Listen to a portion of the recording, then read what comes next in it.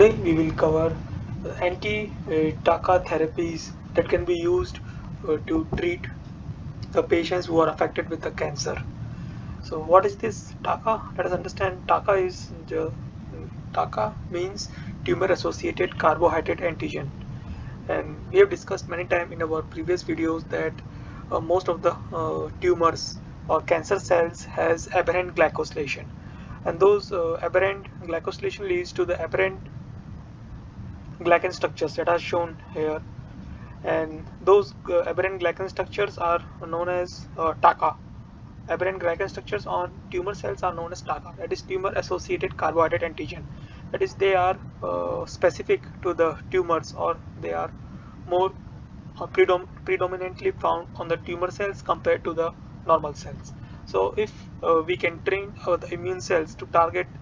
the cells which has these aberrant carbohydrate structures or these tumor associated carbohydrate antigens, then the immune cells will target those cells with this aberrant or dysregulated carbohydrate structures. And since these dysregulated carbohydrate structures are unique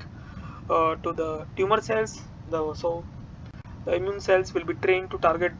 distinguish between tumor cells and the healthy cells, and will target the tumor cells. So there are three different approaches that are shown in this figure. So we will start with this TACA vaccine therapy. So in this TACA vaccine therapies, the glycopeptides, and this glycopeptides that has these carbohydrate structures which is unique or matches with the aberrant glycan structures on the tumor cells, will be introduced within the host, and these glycopeptides will be used by the antigen presenting cells, and this uh, carbohydrate and antigens will be primed, and these antigen informations will be transferred from this antigen presenting cells to the CD4 plus T cells that will activate the CD8 plus T cells to form the antibodies against those glycopeptides or against those carbohydrate structures which are found on the tumor cells, and thereby the immune cells can act trained and act against the cancerous cells and able to distinguish them from the healthy cells. The one problem that needs to be taken care of in this approach is that glycopeptide should not trigger in a way that it will upregulate more Siglec or MGL Siglec formations either on the antigen presenting cells or the CD4 plus T cells. This is because the more Siglec formations on and MGS Siglec formations on these antigen presenting cells and CD4 plus T cells will cause these immune cells to come and interact with the tumor microenvironment. The tumor microenvironment can interact with those Siglecs and MGLs to suppress those T cells, thereby making the immune response less efficient against the tumor cells. So this is one of the approach, and what are the problems that can arise in this approach is shown in this TACA vaccine therapy. The next approach is about this glycan receptor therapy. So in this case, the idea is that since the problem of the that we have discussed in our first idea is that the immune cells has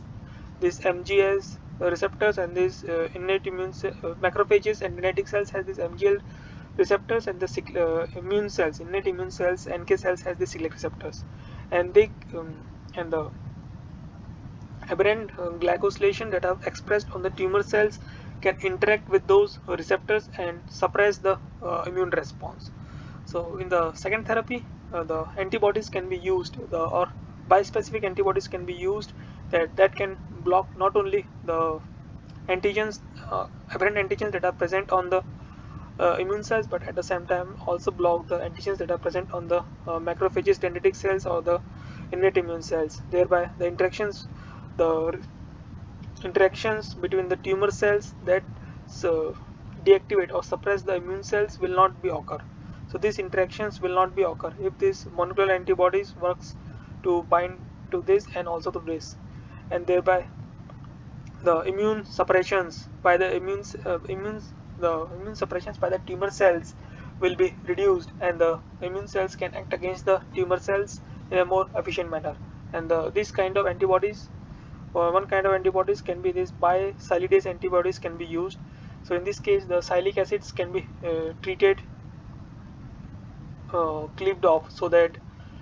not only these antibodies binds to this, at the same time salic acids are cleaved off, so that these antibodies can no longer or no longer be suppressed by the immune cells. And the carbohydrate structures that are targeted in this in this approach is this TN antigen or STN antigen, as they are more aberrantly expressed on the cancerous cells. So this is another approach, and there are also many side effects that are not mentioned here, such as if we block the receptors on the immune cells, it might cause some other effects. The next approach is this anti-TACA therapy. So in this anti-TACA therapy, what people have done is that they will develop the CAR T cell therapy that are specific to this carbohydrate structures that are expressed on the tumor cells, and the problems that they could face is that the carbohydrate structures not only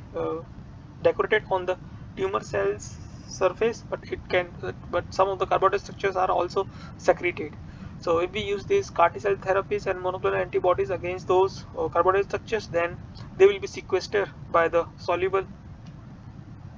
carbohydrate structures that are secreted by the tumor cells. So in this case, they need to design this antibodies, CAR T cell therapy and monoclonal antibodies, in a way that it can only target on the